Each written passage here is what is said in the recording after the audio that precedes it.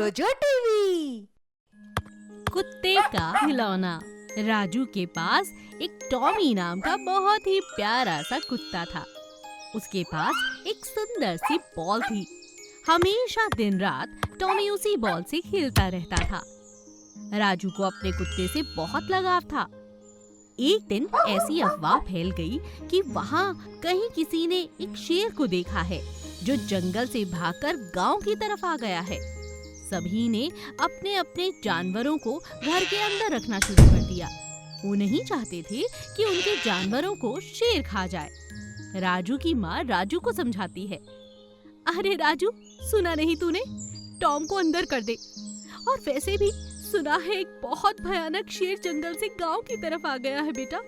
अगर उसने तुम्हारे कुत्ते को देख लिया तो उसे खा जाएगा। राजू अपने कुत्ते को घर के अंदर रख लेता है।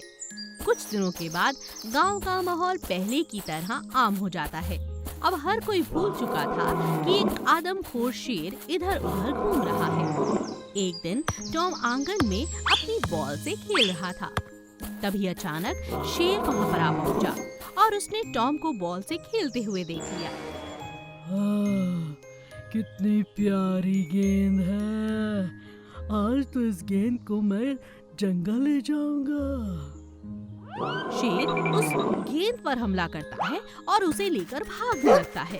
टॉम उसका पीछा करता है। टॉम को भागता हुआ देखकर राजू भी टॉम के पीछे भागने लगता है। अरे रुको टॉम, कहाँ जा रहे हो? ये आदमखोर शेर है, तुम्हें खा जाएगा। रुको रुको रुको। लेकिन टॉम रुकने का नाम ही नहीं लेता और वो शेर के साथ जंगल में चला जाता है। राजू की माँ राजू के पीछे पीछे दौड़ती हुई आती है। अरे तू कहाँ जा रहा है रे? अरे रुक जा। राजू राजू राजू। अरे बेटा, तूने तो जंगल नहीं जाना ना। चल अब घर। हे भगवान, इस टॉम के चक्कर में बावला सा हो गया है तू। राजू जोर जोर से रोने लगता है। माँ, टॉम चला गया, मैं क्या करूँगा? अरे बेटा, रोते नहीं है, जरूर वो बॉल लेकर वापस आ जाएगा। तू चिंता मत कर। कई दिन बीत जाते हैं लेकिन टॉम का कोई अता पता नहीं चलता। एक दिन सुबह सुबह राजू अपनी माँ की कपड़े धोने में मदद कर रहा था। उसकी माँ कपड़े धो रही थी और राजू उसे तार पर डालकर सुखा रहा था। अचानक उसकी नजर टॉम पर पड़ी। टॉम के मुंह में वही बॉल थी जिससे वो हमेशा खेला करता था। राजू टॉम को देखकर बहुत खुश हो जाता है। माँ, देखो टॉम आ गया। टॉम तुरंत भागता हुआ आता है और राजू को अपने गले लगा लेता है। अब फिर से एक बार राजू और उसका कुत्ता खुशी खुशी रहने लगते हैं। बहुत मुश्किल से अपनी जान बचाकर टॉम अपने खिलौने को वापस जो ले आया था। जंगल में रहने वाली काली भैंस, जिसे सब शालू कहा करते थे, बहुत खूंखार थी। उसे हर समय बहुत गुस्सा आया रहता था और चलते फिरते हर किसी जानवर को ठोकर से गिरा दिया करती थी। उसे लोगों को चोट पहुंचाने में बहुत मजा आता था। हाँ, कैसे चल रहे हो? हटो यहाँ मेरे रास्ते से। भैंस का ये गुस्सा देखकर जंगल के जानवर इधर उधर भागने लगते थे। मगर वहीं दूसरी तरफ जंगल में एक बहुत प्यारी गैया रहा करती थी। उस गाय का नाम था ममता। जैसा नाम वैसा ही व्यवहार। ममता बहुत प्यारी थी। हर किसी को प्यार, मोहब्बत और ममता दिया करती थी। जंगल में जब भी किसी जानवर को चोट लगती तो वो ममता के पास पहुंच जाया करता था। एक दिन काली भैंस ने एक छोटे से बंदर को लात मारा। बंदर बुरी तरह से घायल हो गया और रोता रोता ममता गैया के पास।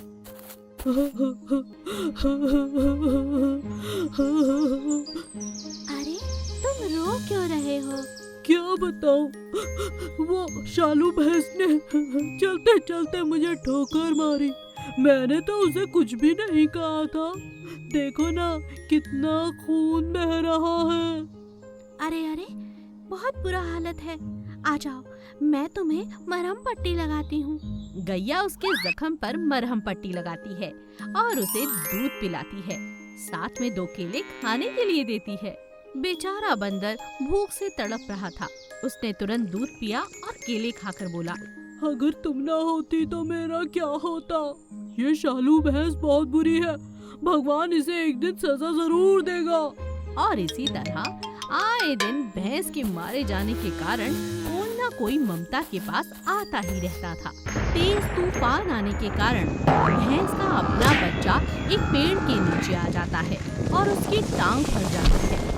वो जोर जोर से कराहने लगता है, बचाओ बचाओ, माँ माँ। अरे मेरा बच्चा, क्या हुआ तुझे? भैंस उसे बचाने की तो बहुत प्रयास करती है लेकिन बचा नहीं पाती। उसकी एक टांग में बहुत बुरी तरह से जख्म हो जाता है। शालू जोर जोर से रोने लगती है।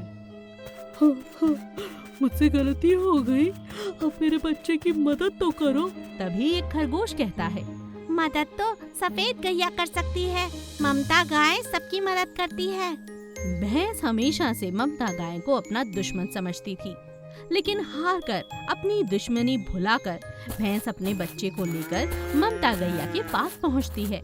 ममता उसके बच्चे को देखते ही कहती है, अरे अरे अरे, कितना गहरा जख्म है, लाओ अभी मरहम पट्टी कर देती हूँ। ममता का इतना प्यार, इतना लगाव और इतनी सेवा देखकर अब शालू पूरी तरह से बदल चुकी थी। उसने अपने बच्चे का पूरा इलाज ममता से ही करवाया और आखिर में गैया से कहा, मुझे माफ कर दो, और तुम्हें जो अपना दुश्मन समझती थी वो तो मेरी भूल थी, तुम तो मेरी बहन हो। गाय और भैंस आपस में गले मिलती हैं और यह दृश्य देखकर बाकी सभी जानवर सुकून की सांस लेते हैं। सोने का बाग। एक दिन चंपा अपने पति के साथ अपने मायके से वापस लौट रही थी। कई दिनों बाद उसका पति उसे घर ले जाने के लिए आया था। चलते चलते अंधेरा होने ही वाला था कि चंपा के पति ने उससे कहा, अरे चंपा, अंधेरा होने ही वाला है, अभी घर बहुत दूर है, आज तो कोई गाड़ी भी नहीं दिखाई दे रही, क्यों ना हम जंगल के रास्ते से चलें, हम घर जल्दी पहुंच जाएंगे इस तरह। अपने पति की बात पर चंपा कहती है, हाँ हाँ क्यों नहीं, इतने दिन हो गए, घर जाने का तो मन ऐसा हो रहा है कि जितना जल्दी पहुंचकर आराम कर लूं उतना अच्छा है। आप जैसा कहते हैं वही ठीक है। दोनों पति पत्नी जंगल के छोटे रास्ते से अपने गांव की तरफ चल पड़े। चंपा की माँ ने एक खाने का डब्बा चंपा को दिया था ताकि रास्ते में भूख लगने पर दोनों पति पत्नी बैठकर खा सकें। रास्ते में भूख लगने लगती है तो चंपा अपने पति से कहती है, अजी सुनते हो, कितना प्यारा मौसम है और ये पेड़ देखो कितना घना है, चलिए यहाँ बैठकर खाना खा लेते हैं। हाँ, ये ठीक रहेगा, अभी तो घर बहुत दूर है। दोनों पति पत्नी पेड़ के नीचे बैठकर खाना खाना शुरू ही करने वाले थे कि अचानक एक साधु उन्हें दिखाई पड़ा। साधु ने उन्हें देखकर कहा, भिक्षाम देहि, भिक्षाम देहि। चंपा बहुत हैरान थी, उसे बहुत तेज भूख लगी थी। बाबा, क्या आप ये खाना खाओगे? मेरी माँ ने बड़े चाव से बनाकर भेजा है, और ये देखो, ये लड्डू भी है। भिक्षाम देहि। साधु बड़ी खुशी के साथ वो भोजन ग्रहण करता है और चंपा को आशीर्वाद देता है। बेटी, तुम कहाँ जा रही हो? मैं अपने घर जा रही हूँ। ये रास्ता हमारे गांव की तरफ छोटा पड़ता है, तो मेरे पति ने कहा कि क्यों ना हम इसी रास्ते से जाएं। ये तुमने अच्छा निर्णय नहीं लिया। इस घनघोर जंगल में बहुत सारे बाघ रहते हैं, पर कोई बात नहीं, आज मैंने बहुत दिनों के बाद भोजन किया है। यहाँ कोई इंसान आता जाता नहीं, इसीलिए बिना भिक्षा के मैं खा नहीं सकता। तो आज मैं तुम्हें वरदान देता हूँ, अगर तुमने अपने दुपट्टे से किसी भी बाघ को छुआ तो वो सोने में बदल जाएगा और तुम्हारा नुकसान नहीं कर पाएगा। चंपा और उसका पति साधु को प्रणाम करते हैं और अपने घर की तरफ चल देते हैं। अचानक जैसे ही वो गांव पहुंचने वाले थे, एक बाघ उनके सामने आ जाता है और बाघ चंपा के पति पर हमला कर देता है। चंपा घबरा जाती है, लेकिन तभी उसे साधु की कही हुई बात याद आ जाती है। तुरंत वो अपना दुपट्टा बाघ को लगाती है। बाघ जिस हालत में भी था वो तुरंत सोने में बदल जाता है। अरे शुक्र है साधु बाबा ने ये चमत्कार, ये जादू जो मुझे दे दिया, उससे तुम्हारी जान बच गई। तुम ठीक तो हो ना? हाँ हाँ चंपा, मैं बिल्कुल ठीक हूँ। चलो चलो घर चलते हैं। दोनों पति पत्नी सोने के बाग को वहीं छोड़कर अपने घर शांति से लौट आते हैं। इसीलिए कहते हैं, कर भला तो हो भला।